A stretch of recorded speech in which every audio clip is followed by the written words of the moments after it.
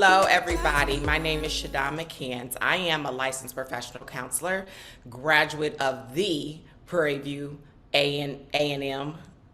Yes. I am Adonis, don't like Adonis May.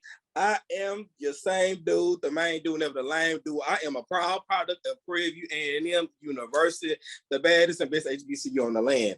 I am a pharmaceutical sales rep. I've been working in public health since I've been an undergrad. So it's been a little bit, almost over 15 years. And I am honored to be a part of this panel for my home, my heart, Prairie View A&M University.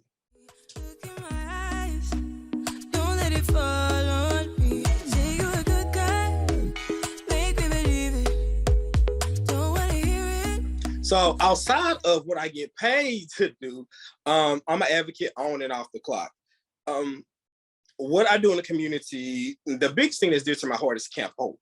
Camp Hope is a camp that's a part of AIDS Foundation Houston that was established in 1996 and is for children born and living with HIV. The co-chair of the African American State of Emergency Task Force, I've been the co-chair of the Texas Black Women's Initiative, and there's a lot of other things that I've been a part of, but I ain't gonna bore y'all with all that.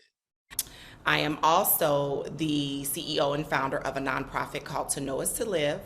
And that nonprofit's mission and goal is to educate, advocate, and empower specifically Black women and girls around HIV, what it is and what it isn't, and doing that by the lens of healing, a trauma-informed lens, and again, letting women know that unfortunately, in the era and in the day of 2021, HIV is still an epidemic while we're in the midst of a global pandemic.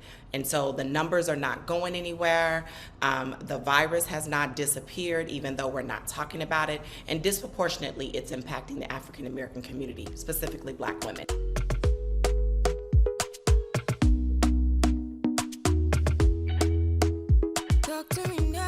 The field of HIV awareness is important to me, and it started before I was even in the double digits. I had a cousin, her nickname was Red. I'm calling Red, so I ain't disclosing anything.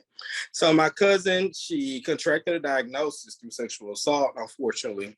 And later on, she had children. And this was before they had medication that skipped a generation if a woman was carrying with who had an HIV diagnosis or even an AIDS diagnosis.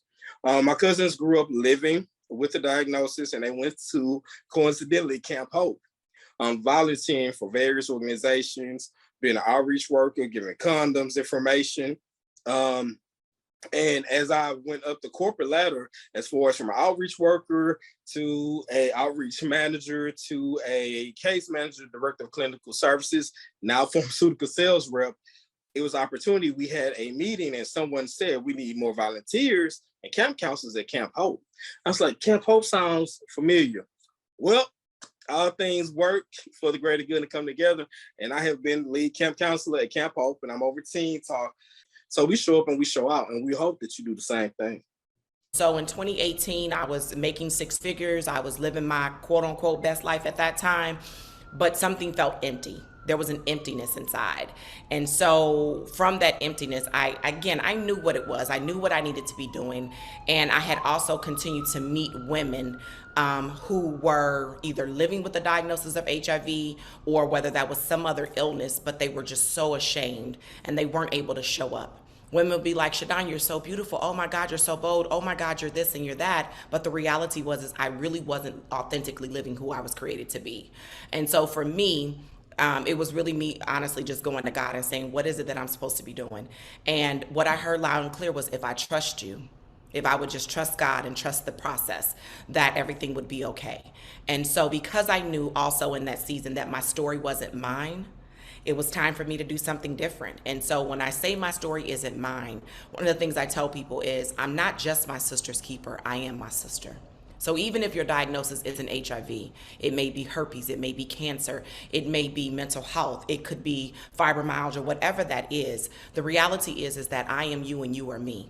And I know that we as human beings are built for story. We're built for connection. So it wasn't my story to keep anymore. So my hope is to, like I said, empower other women to know so that you can live your best life. Remember that you are so much bigger than any situation or circumstance that that'll come up in your life. So recently I embarked upon a phenomenal journey with 12 other authors, co-authors, under the visionary Dr. Shayna D. Lewis, book called When Destiny Needs an Intervention. And I took the opportunity to tell my story. And so here is the book. This is When Destiny Needs an Intervention, and you will find my story. Here I go. On page 127, along with, like I said, 12 other phenomenal authors, when we talk about when our destiny needed an intervention and what that looked like for us. And so, if you would like to, of course, order your copy of the book, you can reach me on all social media platforms, and that is under Shadon McCants on Facebook, Instagram, Twitter, Snapchat, LinkedIn, all of those, and you will find the link to purchase the book. Talk to me nice. To me honestly, look in my eyes. Advice I would give them is, of course, first and foremost, I need you to know your status. That's what I need you to do. I need you to make sure that if you are sexually active, which most of us are, I'm not about to sit here and say that we're not, because we are human beings and human beings love sex. We love connection. We love to be in touch with each other. So the first thing I would encourage you to do is make sure that you are knowing your status. And how do you do that? That's by getting tested. So if you are sexually active, we encourage you to get tested a minimum of twice a year. I encourage, honestly, though, I tell you, if you are in a relationship or not in a relationship, you like sexual fluidity, whatever that looks like for you, I encourage you to get tested either every time you have a new partner or every 3 months. That's the first thing you must do. Students can get involved in numerous ways. Number one, you start at home. So you guys are at Prairie View. You have your peer services there. You have your health center there. Get involved. It starts at home with anything else. Those conversations. I know a lot of times our parents may not speak to us about sexual health because of the conservative of the South and being under the Bible Belt.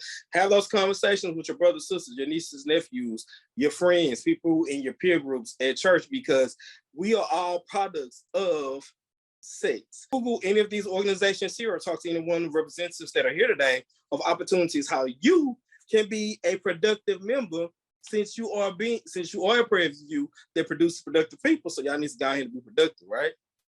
All right. Have the conversation about protection, having the conversation so that we can normalize HIV. We are still afraid to say the 3 letters. If you say the 3 letters out of your mouth, the assumption, again, is you're going to be stigmatized because it's either A, you have it, or you know somebody that does. Let's start normalizing the conversation. Let's start having more dialogue around HIV, STIs.